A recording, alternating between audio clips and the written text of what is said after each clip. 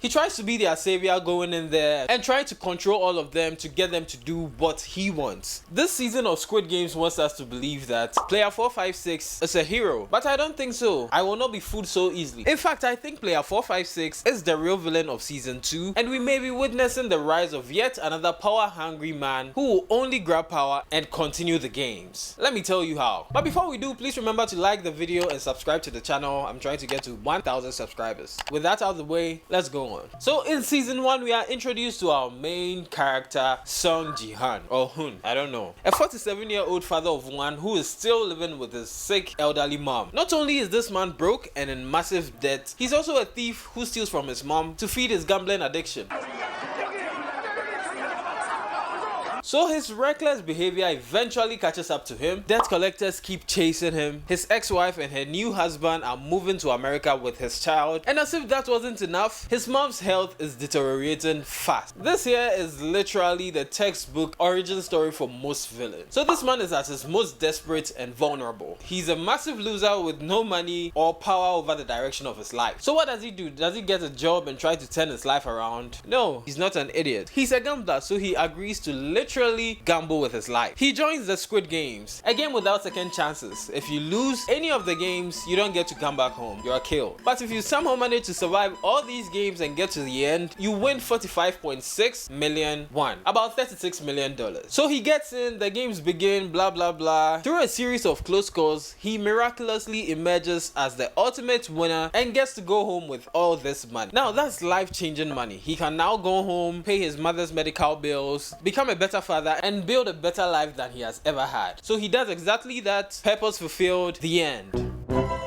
But no, what's the fun in that? Well, his mom died before he got back home and his ex-wife moved to America with his daughter. So he had all that money but still no power over the things that mattered to him. So 2 years after winning this life-changing money, this guy has still not figured out a way to use the money because he's ridden with the guilt of the debts he witnessed and wants to stop the senseless deaths of innocent lives. So what does he do? Of course, he creates jobs, provides housing for underprivileged people, and also educates the public about this game so that nobody will ever have to go through the things he went through. Are you sure about that? Of course not. He's an idiot. He decides that the only way he can use his millions to stop this game is by going back to compete. Shocker, the gambler decides to play another game. But this time, he wasn't going to play the game for money, but for power and control. So with his millions and a very poor plan, he ends up helpless on the island, being forced to play the game again. And this is where the transformation into the big bad we are going to see in season 3 begins. So he goes in there and immediately tries to make the game about himself. He tries to be their savior, going in there and trying to control all of them to get them to do what he wants. It might not be what he intended, but by revealing that he had played the game before, he was also soliciting for everybody to get behind him so he could set his plan in motion. So these people were actually never colleagues to him, but actually pawns in his game. But after the organizers caught wind of this, they decided to change everything up. I actually think games 2 and everything beyond that were changed because of player 456. Otherwise, there would be no reason to change any of the games. I think they were going to play the same series of games as we saw in season 1, but because of 456 and his continuous attempt to lead the pack, the organizers decided to change everything up. So already the presence of this man is giving everybody else a very low chance of surviving, because the games they play in season 2 were quite difficult than those played in season 1, especially because they had to play in teams, so your survival in the game not only depended on your performance but the performance of other people.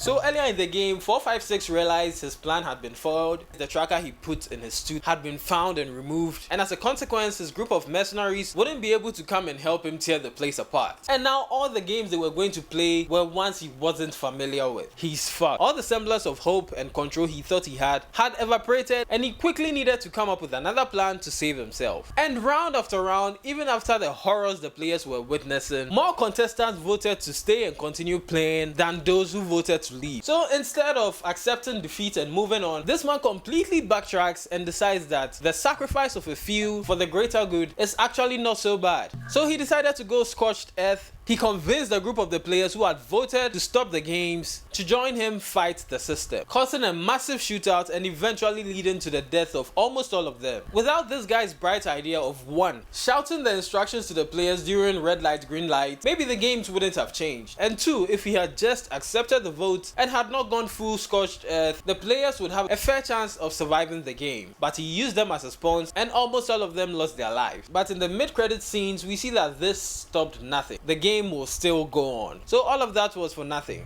But eventually, I think 456 will kill the frontman and be confronted with a chance to get all that money and power, continue the games, or burn it all to hell, and go back home to the money he has left and still no power or control. And seeing as he was willing to sacrifice a few people, including his own friend, and also taking into account that this man literally has nobody to go back home to. His wife and daughter left and his mother died. So he might just stay, continue the games, and have some money, control, and power. So let me know what you think. How do you think season 3 will go? Do you think we are witnessing the rise of yet another villain, or is this a story of a hero? Remember to like and subscribe to the channel. Let's try and hit 1,000 subscribers. If you want to take your dating life to the next level, you might want to check out this video. Alright, I'll see you in another one. Bye bye.